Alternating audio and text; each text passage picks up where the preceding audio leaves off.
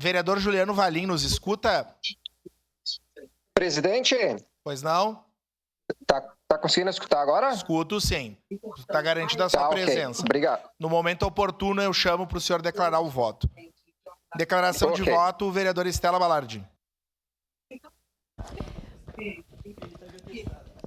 É muito importante a gente ressaltar isso, que com certeza é um consenso entre nós, vereadores dessa casa, que é a importância de nós fiscalizarmos.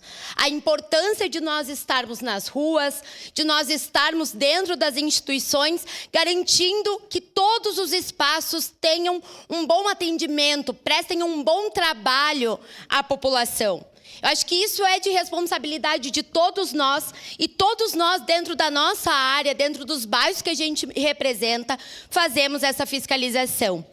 O que não dá é para a gente fazer demagogia e discurso fácil no que diz respeito aos problemas da saúde, porque isso, para mim, é enganar o povo. Dizer que a solução está em culpar quem está na ponta, para mim, é mentir para a população. A saúde não está do jeito que está por culpa dos médicos que estão sobrecarregados, botando atestado porque não tem condições de trabalho dentro das UPAs. A culpa não é só de quem está na ponta, é da gestão. E é aí onde está o nosso principal papel de fiscalização. Fiscalizar o executivo. Saber como e quando que as coisas estão acontecendo. Como diz o vereador Aldonei, talvez nem no bastidor, mas chamar o secretário com educação, com respeito, aquilo que a gente aprendeu antes de ir para a escola, que a gente tem que respeitar as pessoas, que a gente tem que respeitar elas, principalmente quando elas estão lá no seu espaço de trabalho.